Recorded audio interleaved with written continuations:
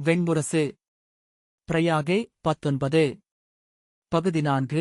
அனல் விதை 3. வாசிப்பது சந்தீப். பாகீரதி அழகநந்தையை சந்திக்கும் தேவப்பிரயாகையின் கரையில் அமைந்த குடிலின் முன் எழுந்து நின்ற பாறையின் விளிம்பில் துருபதன் நின்றிருப்பதை பத்ரர் கண்டார். நெஞ்சு நடுங்க ஓடி அருகே வந்து கையெட்டும் தொலைவில் நின்று கொண்டார். துருபதன் கைகளைக் கட்டி நின்றபடி 20 வாரை ஆழத்தில் தெரிந்த நதிகளை நோக்கிக் கொண்டிருந்தார். சருகு ஒன்று பாறை மேல் ஒட்டியிருப்பது போலிருந்தார். இளங்காற்றில் கீழே விழுந்து விடுபவர் போல. பாகீரதியின் பெருக்கு அருவியொன்றை கிடைமட்டமாக பார்ப்பது போலிருந்தது. பேரோசையுடன் பாறைக்கரைகளில் அலையறைந்து உருளைப்பாறைகளில் ஏறி குதித்து நுரை எழுப்பி வந்தாள். பொன்னிற இளந்தோளில் சரிந்து நீலக்குழல் கற்றை போலிருந்தாள் அழகநந்தை. ஒளிவிட்ட சிற்றலைகளுடன் பாறைகளில் ஏறி வளைந்து ஓசையின்றி வந்து மெல்லிய நாணத்துடன் வளைந்தாள். பாகீரதி வெறிகொண்டவள் போல வந்து அழகநந்தையை அள்ளித்தழுவி இறுக்கிச் சுழன்று ஆர்ப்பரித்தாள். இரு நதிகளும் கலக்கும் நெளிகோடு மேலிருந்து நோக்கியபோது தெளிவாகத் தெரிந்தது. நெடுந்தூரத்துக்கு நீர்ச்சரடுகள் ஒன்றுடன் ஒன்று தோளுரசி முட்டி மோதி முன் சென்றன. அந்தியின் செவ்வொளியில் பாறைகள் மின்னிக் கொண்டிருந்தன. நதி நோக்கி வழிந்த செங்குத்தான கரை விளிம்பின் உடைந்த பாறைப் பரப்புகள் வாழ்முனைகள் போல சுடர்ந்தன. பகலில் எழுந்த நீராவி குளிர்ந்து வழிந்து ஈரமாகிவிட்டிருந்த பாறைகளில் இருந்து சிறிய பறவைகள் மலர்கள் உதிர்ந்தது போல கூட்டமாக சரிந்திறங்கி நீர்மீது விரிந்து வளைந்து கீழே பாறை விரிசல்களில் மறைந்தன. வடகிழக்கிலிருந்து குளிர்ந்த காற்று பெருகி வந்து சூழ்ந்து சுழன்று கீழிறங்கிச் சென்றது. மங்கலடைந்து கொண்டிருந்த வானில் தொலைவில் நீலமலையடுக்குள் மயிர்பீலிக் கற்றையை தூக்கி வைத்தது போல தெரிந்தன. பின்பக்கம் பாஞ்சாலப்படையினர் கூடாரங்களை கட்டிக் கொண்டிருந்தனர். தறிகளை அறையும் ஒலியும் யானைத்தோலை இழுத்துக் கட்டுபவர்கள் சேர்ந்து எழுப்பிய கூச்சல்களும் கேட்டுக் கொண்டிருந்தன. கழுதைகள் பொதிகளை இறக்கிவிட்டு குளம்புகள் சரளைகற்களில் பட்டு ஒலிக்க நடந்து விலகிச் சென்று முட்செடிகளின் இலைகளை கவ்வி மெல்லத் தொடங்கின. குதிரைகள் செருக்கடித்து கால்களால் நிலத்தை உதைத்தன. விறகுக்காக மரங்களை வெட்ட சிலர் கிளம்பி மலைச்சரிவில் ஏறிச் சென்றனர்.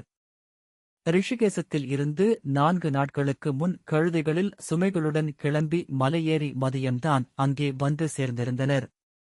ரிஷிகேசத்தில் இருந்து கிளம்பிய மலைப்பாதை செம்மண் கரைந்து சுழன்று வழிந்து வந்த நீரோடை போலத் தெரிந்தது. அப்பால் இமயத்தின் முடிகளுக்கு மேல் ஆவணி மாத வெண்மேகங்கள் அசையாது நின்றன. நெடுந்தொலைவில் எங்கோ வாழ்க்கையின் அலைகளுக்கு அப்பால் புவனத்தை ஆளும் அமைதியின்மைக்கு மேலே எழுந்த நீலநிற பேரமைதிக் குவைகள். துருபதன் பாதைக்கு கீழே மிக ஆழத்தில் அலை கொந்தளித்து சென்று கொண்டிருந்த கங்கையை நோக்கிக் கொண்டு குதிரை மேல் குளிருக்குச் சுருண்டவர் போல அமர்ந்திருந்தார். உருளைக்கற்களாலான சிறிய கழுதை பாதை அது. ஒரு பக்கம் செங்குத்தாக மேலெழுந்த மலைச்சரிவு. அங்கே மலையுச்சியில் இருந்து உருண்டு வந்த பெரும்பாறைகள் பல்வேறு நிலைகளில் தொக்கி நின்றிருந்தன. உடைந்து சரிந்த பாறை நொறுங்கல் குவியலாக மாறி பாதையை மறித்தது. பாறைத் துண்டுகளாலான அருவி சில இடங்களில் பொழிந்து கூம்பாக மாறிக்கொண்டிருந்தது. மறுபக்கம் செங்குத்தாக வெட்டுண்டு பல மடிப்புகளாக இறங்கிச் சென்று நுரை எழுந்த கங்கையில் முடிந்தது மலைச்சரிவு. அங்கே கங்கை ஓசையின்றி நெளிந்தது. மறுபக்கம் எழுந்து சரிந்தும் உருண்டும் நின்ற பாறைகளாலான மலைகளில் இருந்து அதன் ஓசை அலையலையாக காற்றில் ஏறி வந்தது. ஒரு கூழாங்கல் புரண்டால் கூட நிலைவழுக்கி கீழே விழுந்து கங்கையில் சிதறிப் பறக்க வேண்டியதுதான். அவ்வப்போது அவர்களின் கால்களில் தட்டுப்பட்ட சில கற்கள் உருண்டு சென்று சரிவிறங்கி ஆழத்தை நோக்கிச் சென்றன. ரிஷிகேசத்தில் இருந்து கிளம்பிய 2ஆம் நாழிகையிலேயே ஒரு வீரன் அலறியபடி விழுந்து சென்று கொண்டே இருந்தான். அவர்கள் வாய்திறந்து விழிபிதுங்கி நின்று அவன் கீழே சென்று தலையுடைந்து துடித்து ஓய்வதை நோக்கினர். மணலில் குருதி ஊறி நனைந்து பரவுவதைக் காண முடிந்தது. வழிகாட்டி வந்த மலைவேடர் கழுதையின் கால்களில் உங்கள் கண்கள் இருக்கட்டும். பிற காட்சிகளை சிந்தையில் வாங்காதீர். கழுதை மட்டுமே இங்குள்ள மண்ணை அறியும் என்று கூவினார். மீண்டும் காலெடுத்து வைத்தபோது வீரர்களின் கால்கள் நடுங்குவதை பத்ரர் கண்டார். மலைவேடர் இங்குள்ள பாறைகள் உறுதியானவை அல்ல, 1000 மகாயுகங்களுக்கு முன் விண்ணிலிருந்து இமயம் பெரும் மண்மழையாக பெய்து மலையாக குவிந்தது என்கிறார்கள். இன்னும் அது உறுதிப்படவில்லை. அதன் பாறைகளனைத்தும் சரிந்து கொண்டேதான் இருக்கின்றன. எத்தனை பெரிய பாறையானாலும் சரியக்கூடுமென்பதை மறக்க வேண்டாம் என்றார். அவர் சொல்லிக் கொண்டிருக்கையிலேயே பெரிய பாறை ஒன்றை உந்தி ஏறிய ஒருவன் அப்பாறையுடன் உருண்டு கீழிறங்கினான். அவன் அலறல் கூட ஒலிக்கவில்லை. இரண்டாம் முறை உருண்ட பாறையில் அவன் ஒரு குருதிப் பூச்சாக படிந்திருந்தான். யானை போல மெல்ல நடந்து சென்ற கரும்பாறை கீழே ஒரு பாறையில் முட்டி அதிர்ந்தது.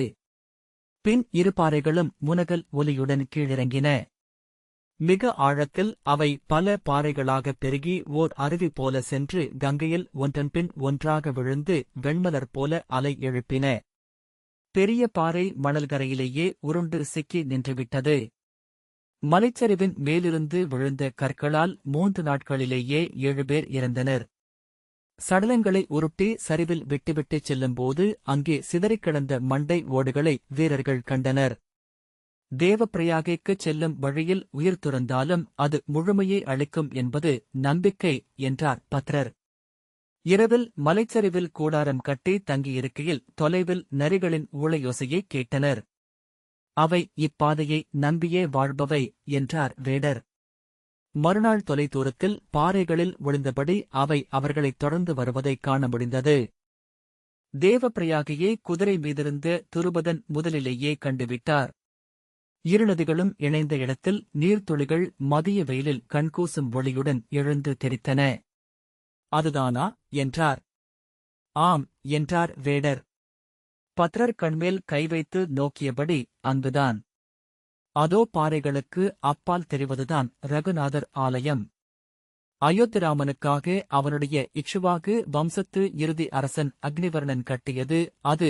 துருபதன் அதன் பின்னர்தான் அந்தக் கோயிலை பாறைகளிலிருந்து பிரித்தறிந்தார். 10 ஆள் உயரத்தில் கூம்பு வடிவ கோபுரத்துடன் இரும்பு நிறமான பாறையால் கட்டப்பட்டிருந்தது. அதன்மேல் ஒரு வாடிய மலரிதழ் போல காவி நிறக்கொடி துவண்டு நின்றது.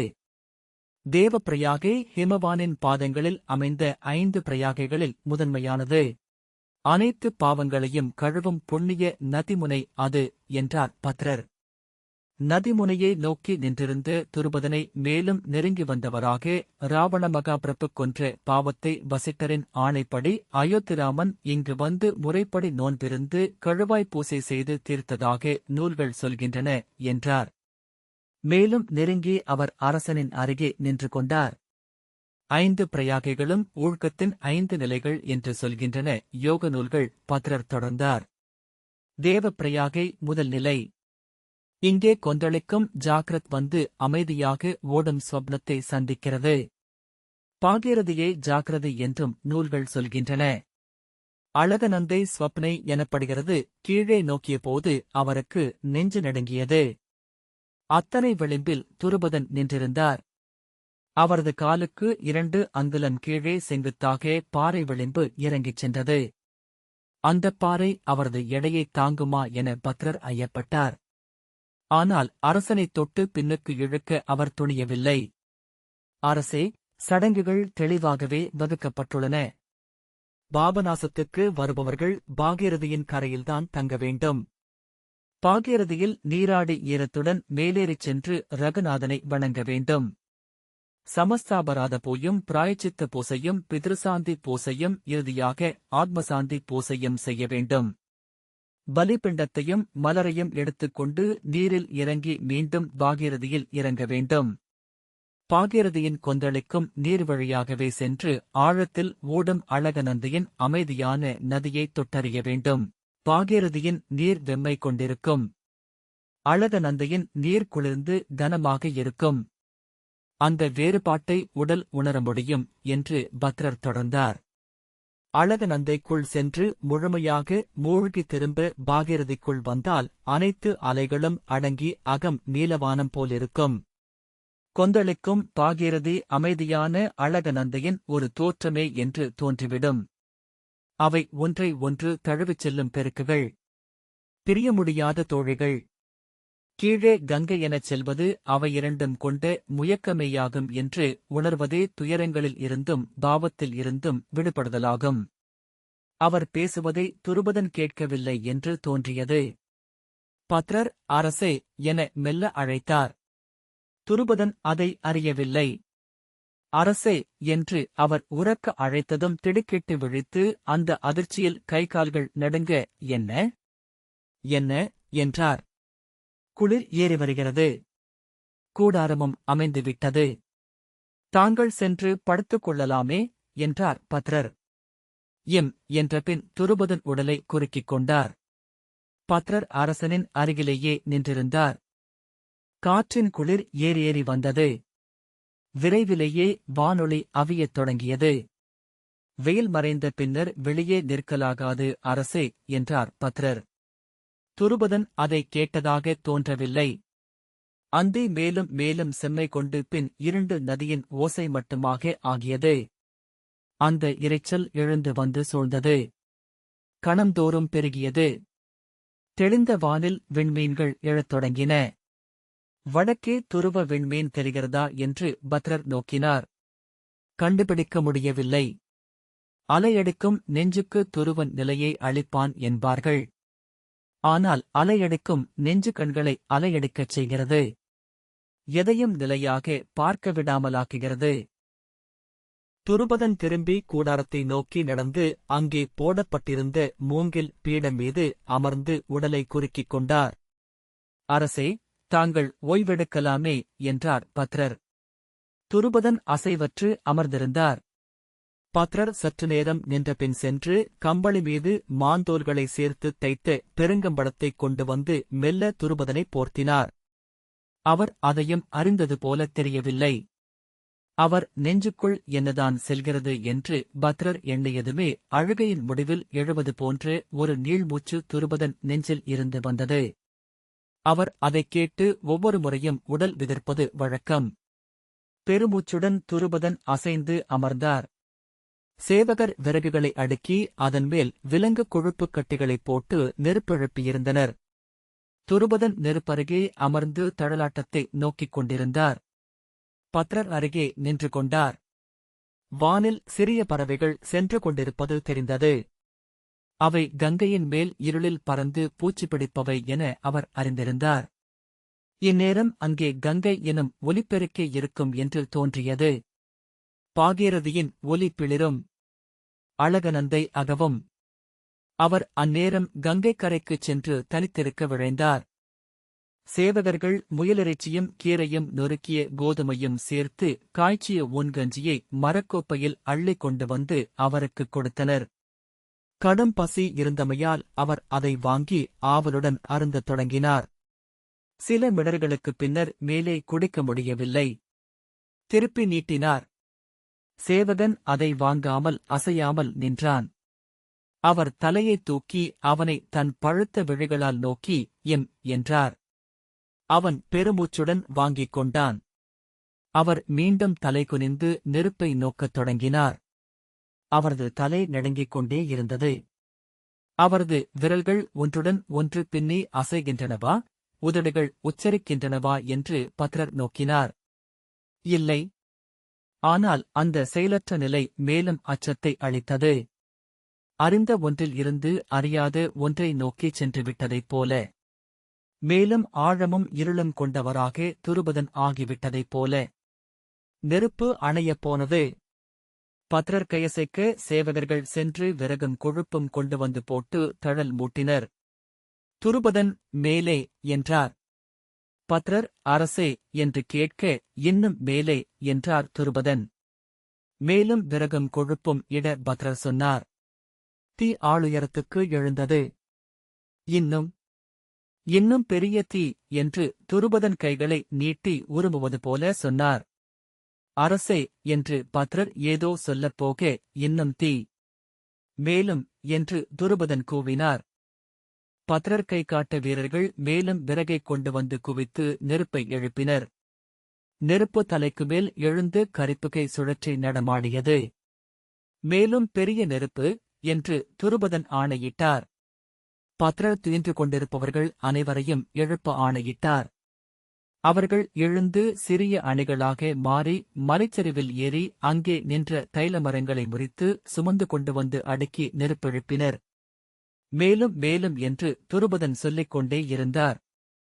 நெருப்பு எழுந்து கொண்டே இருந்தது. ஒரு கட்டத்தில் செந்தழலால் ஆன கோபுரம் போல அதன் அடிவிரிவு விறகடுக்கு மேல் எழுந்து நின்றது. அதன் தழல் நுனிகள் இருளுக்குள் நெளிந்து துடித்தன. அருகே இரு கைகளையும் விரித்து மெல்ல ஆடியபடி துருபதன் நின்றார். நெருப்பருகே அவர் உடலும் செந்நிறமாகச் சுடர்விட அவரும் தழல் போல தெரிந்தார். வீரர்கள் அனைவருமே சற்று அஞ்சிவிட்டது அவர்களின் விழிகளில் தெரிந்தது. தலைமைச் சேவகன் சக்கரசேனர் பத்ரரிடம், நிமித்திகரே, இது என்ன என்றார். பார்ப்போம் என அவர் கையசைத்தார். இரவெல்லாம் அவர்கள் நெருப்பிட்டுக் கொண்டே இருந்தனர். நெருப்பு சற்று தழைந்தபோது கூட துருபதன் கைகளை தூக்கி ஆவேசமாக கூச்சலிட்டார். வீரர்கள் களைத்துச் சோர்ந்த பின்னரும் அவரது வெறி தளரவில்லை.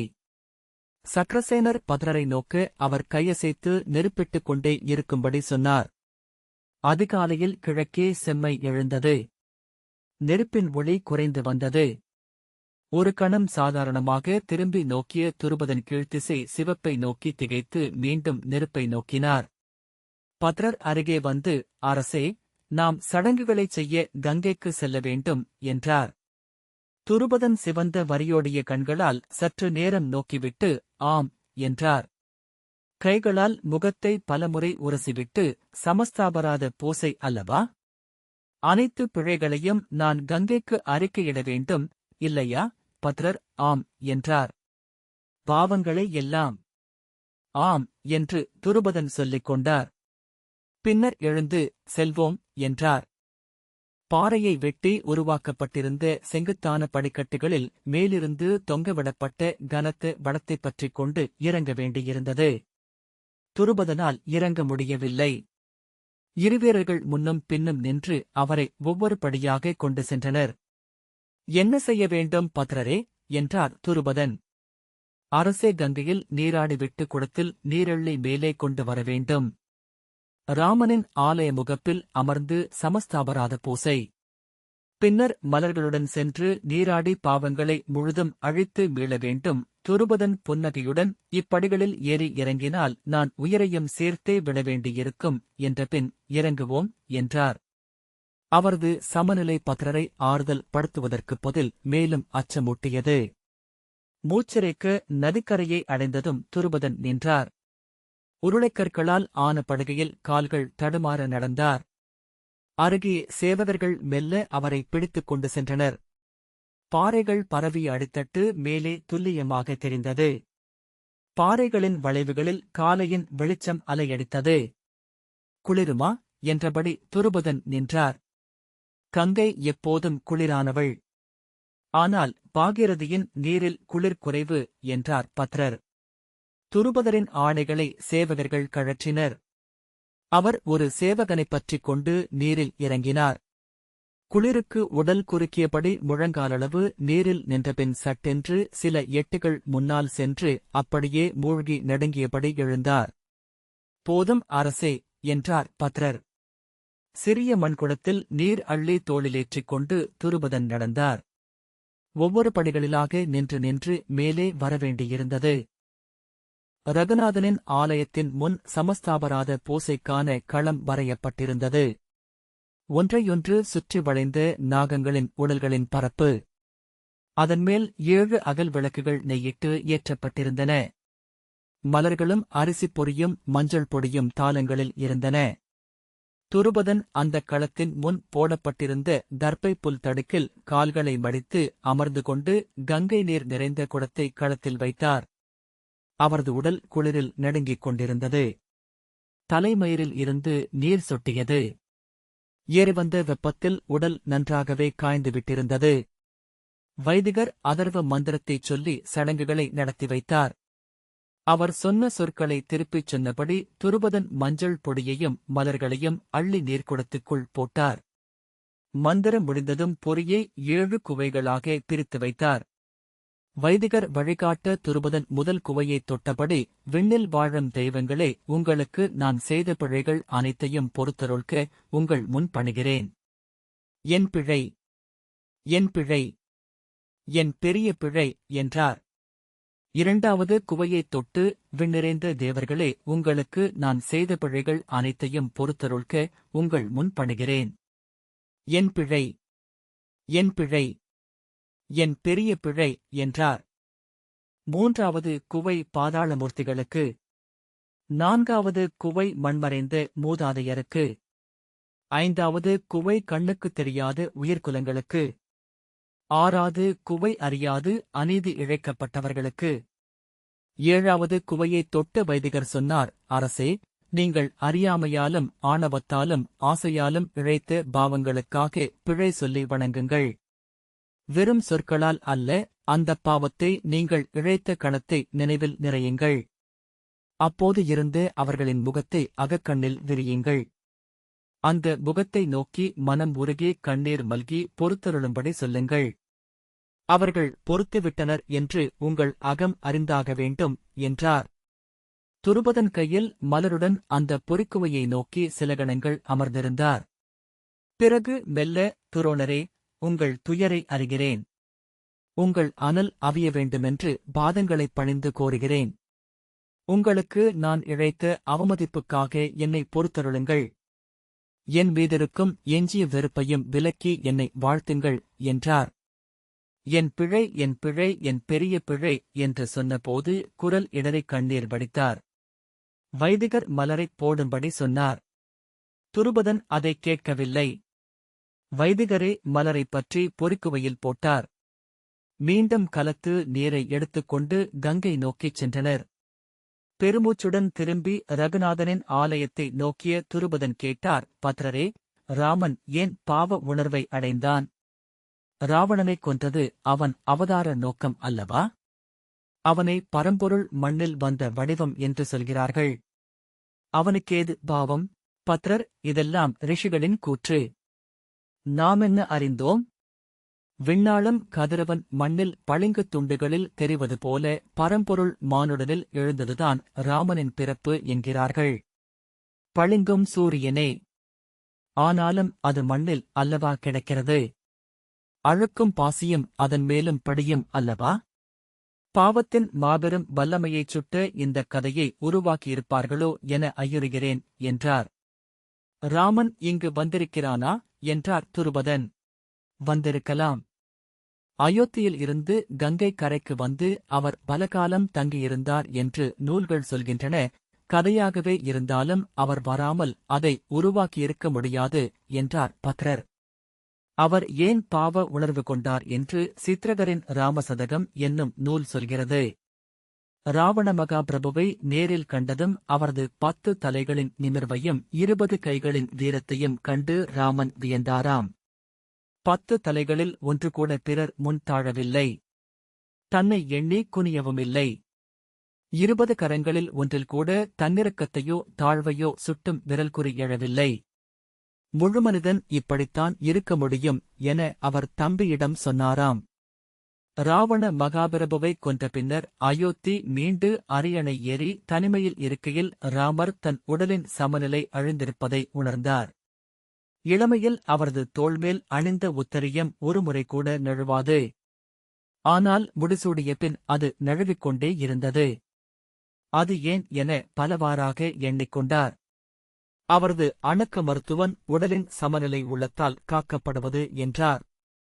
அவர் உள்ளக்குறி தேர்பவனை வரவழைத்து வினவியபோது அவன் ராமனிடம் கண்களை மூடிக்கொண்டு என்ன தெரிகிறது என்று சொல்லச் சொன்னான். கண்களுக்குள் சிவந்த வானில் 2 பருந்துகள் வட்டமிடுவதைக் கண்டதாக ராமன் சொன்னார். உங்கள் ஆயுதசாலையை சோதனையிடுக. அங்கே நிரபராதியின் குருதிப்பட்ட ஒரு படைக்கலம் உள்ளது என்று குறிதேர்வோன் உரைத்தான். தன் படைக்கலங்கள் அனைத்தையும் எடுத்து ராமர் குறிசொல்வோன் முன் வைத்தார். அவன் ஒவ்வொன்றாக வாங்கி நோக்கி நெற்றிமேல் வைத்தபின் இது அல்ல என்று திரும்பக் கொடுத்தான். அனைத்து படைக்கலங்களும் முடிந்தன. பின் ஒன்றுதான் எஞ்சியது. முன்பு ராவண மகாபிரபுவின் நெஞ்சைத் துளைத்து அந்த அம்பை அயோத்திப் படைகள் எடுத்து வந்திருந்தனர். அது அயோத்தியின் குலதெய்வக் கோயிலில் இருந்தது. ராமர் அந்த அம்பை எடுத்து வரச் சொன்னாராம். அதன் கூர்மை மழுங்கவில்லை. ஒளி குறையவில்லை. ஆனால் அதன் பரப்பில் ஒரு சிறிய பொட்டு போல துரு தெரிந்தது. குருசொல்வோன் அதைக் கண்டதுமே பாவத்தின் கரை கொண்ட படைக்கலம் என்று கூவினான். பன்னிரவர் கொண்ட நிமித்திகர் குழாம் அதை நோக்கி கணித்துச் சொன்னது. இந்த அம்பு மாவீரன் ஒருவனால் அவனுக்கு நிகரான மாவீரன் மேல் விடப்பட்டிருக்கிறது. ஆகவே ஒரு நாளும் இதன் ஒளியும் கூர்மையும் அழியாது. ஆனால் இதைத் தொடுத்தபோது நாணை காதளவு இழுத்த கணத்தில் கொல்லப்பட்டவன் மேல் ஒரு துளி பொறாமை வென்ற மாவீரன் நெஞ்சில் எழுந்து உடனே மறைந்தது. ஆகவே தேவர்களுக்கு உணவளிக்கும் வேள்விக்கு நிகரான போர் என்னும் செயல் மாசடைந்தது என்றார்கள். ராமன் அது உண்மை என்று உணர்ந்தார். மாசடைந்த அகத்துடன் ஆற்றும் எச்செயலும் பாவமே. அது குற்ற உணர்வையே உருவாக்கும். அப்பாவத்தைக் கழுவ என்ன செய்ய வேண்டுமென வசிட்டரிடம் கேட்டார். அவரும் வசிட்டரும் தம்பியருடன் மலையேறி தேவப்பிரயாகைக்கு வந்தனர். இங்கே 41 நாட்கள் தங்கி பூசைகள் செய்து பாவத்திலிருந்து விடுபட்டனர். அதன்பின் அவரது உத்தரியம் தோளிலிருந்து நழுவவே இல்லை என்றார் பத்ரர். துருபதன் பெருமூச்சு விட்டான். பின்னர் இறைவனே பாவத்தையும் குற்ற உணர்ச்சியையும் அடைந்தானென்றால் என்று சொல்லி நிறுத்திக் கொண்டார். அதிலிருந்து எவருமே தப்ப முடியாது அரசே என்றார் பத்ரர். துருபதன் தலையை அசைத்தார். தனக்குள் மூழ்கியவராக படிகளில் நின்று நின்று இறங்கினார். பாகீரதியின் உருளைக்கல் பரப்பில் சென்றதும் இம்முறை இரு நதிகளும் சந்திக்கும் முனையில் நீராட வேண்டும் அரசே என்றார். ஆம் என்று துருபதன் சொன்னார். அவரை அவர்கள் பற்றி அழைத்துச் சென்றனர். பாகீரதி பாறைகளில் நுரைததும்ப பேரொசையுடன் சென்றது. நெருப்பு போல ஓசையிடுகிறாள் என்றார் துருபதன். அச்சொற்களைக் கேட்டதும் நதி வெண்ணிற ஒளி கொண்ட பெருந்தழலாக பத்ரருக்கும் தெரியத் தொடங்கியது. அரசே, முறைப்படி நீங்கள் பாகீரதியில் மும்முறை மூழ்கி எழ வேண்டும். பாகீரதி வழியாகச் சென்று அழகநந்தையின் குளிர்நீரை உங்கள் உடல் தீண்ட வேண்டும் என்றார் பத்ரர். ஆம் என்றபடி துருபதன் நீரில் இறங்கி இடையளவு ஆழத்திற்குச் சென்றார். அரசே, அனைத்து வஞ்சங்களும் என்னை கைவிடுக. அனைத்து வஞ்சங்களையும் நானும் கைவிடுவேனாக என்றபடி மூழ்குங்கள் என்றார் வைதிகர். அந்தக் கலத்தை அப்படியே நீரில் விட்டுவிடுங்கள். அழகநந்தையில் நீராடியதும் ஆணையையும் நீர்ப்பெருக்கில் விட்டுவிட்டு மீண்டும் பிறந்தவராக மேலெழுந்து வாருங்கள். மெல்ல முணுமுணுத்தபடி துருபதன் மூழ்கினார். மண்கலம் நீரில் விழுந்து பாகீரதியின் கொந்தளிப்பில் மறைந்தது. நீர் வழியும் முகத்துடன் எழுந்து மீண்டும் அதைச் சொன்னபடி மூழ்கினார். 3ஆம் முறை எழுந்ததும் திரும்பி கரை நோக்கி வரத் தொடங்கினார். அரசே, அப்படியே அழகநந்தை நோக்கிச் செல்லுங்கள் என்று பத்ரர் கூவினார். இல்லை, என்னால் முடியவில்லை. என்னால் வஞ்சத்தைக் கரைக்க முடியவில்லை என்று கிட்டித்த தாடை இறுகி அசைய துருபதன் சொன்னார். என்னுள் நெருப்பே எழுகிறது. என் அகத்தில் பாகீரதி மட்டுமே உள்ளது. நீர் வழியும் உடல் நடுங்க துருபதன் கரையேறி நடக்க பின்னால் சென்ற பத்ரர் அரசே என்றார். துருபதன் திரும்பி கொழுந்துவிட்டெழும் நெருப்பு என் அகத்தில் உள்ளது, அதுவே. அதை அணைக்க முடியாது பத்ரரே என்றார். வெண்முரசு அனைத்து விவாதங்களும். இந்த வாசிப்பை கேட்டதற்கு நன்றி.